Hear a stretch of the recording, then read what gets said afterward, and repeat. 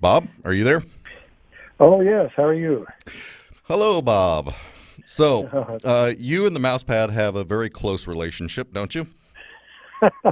Goes back, what is it, 30, it was 1984, so what is that, 34 years? Yes. 34 years. Yeah. So you're credited with the invention of the mouse pad. We have That's, Bob McDermand on the line with us, who is the official inventor of the mouse pad. it'll be on my tombstone. In Tombstone, Arizona, right next to the OK Corral. So we There have you to go. ask the question, how did you come up with it? The short story is I was a broker analyst for a firm called Van Casper and Company in San Francisco, and my assignment was to examine Apple and various other tech companies in Silicon Valley. One thing led to another, and I was loaned a 128 Mac, one of the very first off the production line. It was in a bag. It had you could carry it. It was like it was heavy, but it was portable. Kind of. Yeah, sort of. And I took it home, and the mouse design worked very well on the glass tabletop, but wouldn't work well at all on a wooden tabletop that had any type of ridging or any kind of grain to it. So I would keep throwing pieces of paper under it, books, anything I could use as a surface. And then I figured, well, I've got to have something I can take with me. One thing led to another, and that was the development of the mouse pad. Very cool. Yeah. So that's awesome.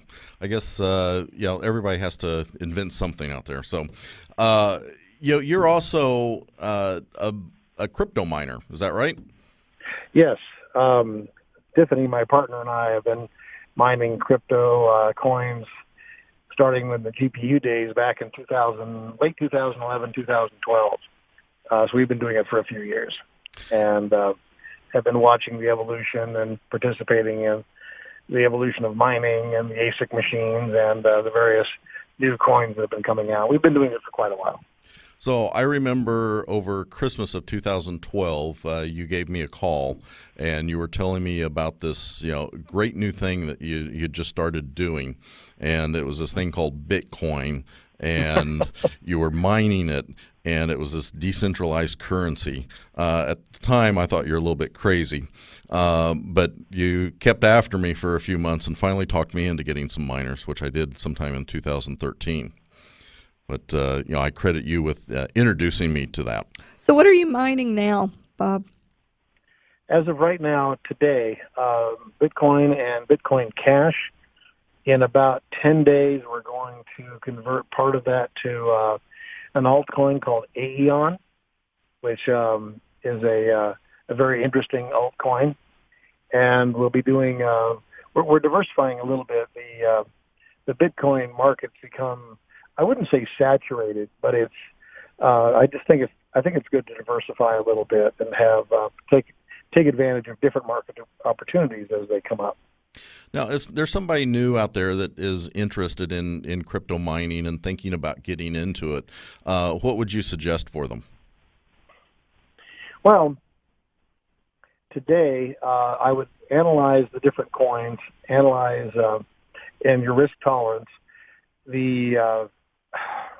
For instance, I personally like the Aeon. I like Bitcoin Cash.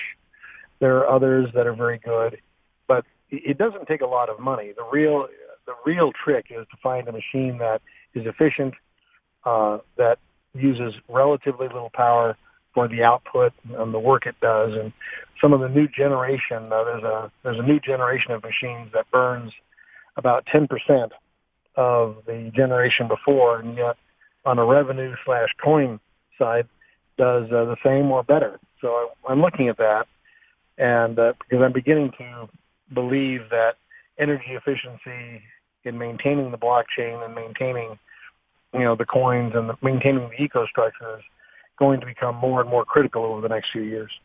Right. I've read a lot of the articles and stuff about the energy consumption that Bitcoin takes. And I see the difficulty in mining that keeps increasing because these large Bitcoin mining pools keep coming on. Doesn't that make it difficult for the small guy to get into Bitcoin mining? Well, into Bitcoin mining per se, yes.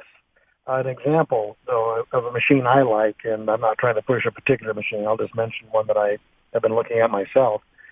The most efficient Bitcoin machine burns about 1,400 watts. So think 14 light bulbs, and produces about $7, $8, $9 a day, depending on the price of Bitcoin. Can be more, can be less. But there's a new generation of altcoin miners, ASICs, that are burning 120 watts, so about Wow. one and a quarter light bulbs that produce $10 to $11 a day. Well, or in the sense of in current value. So that's one of the reasons we're slowly converting over to that, because of the efficiency. Power is your largest single cost. It really isn't the cost of the miner; it's the power. Right. Well, Bob, hey, it's been a real pleasure speaking with you. Wish you all the best, and I'm sure we'll be speaking soon.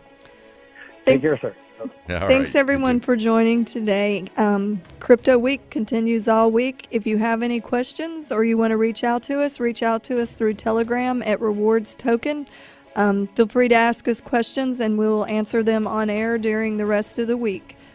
Again, the secret password of the day is Mousepad.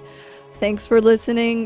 This is Linda Butcher and Todd Rowan at CEO Money, and this is Crypto Week, sponsored by Rewards.com.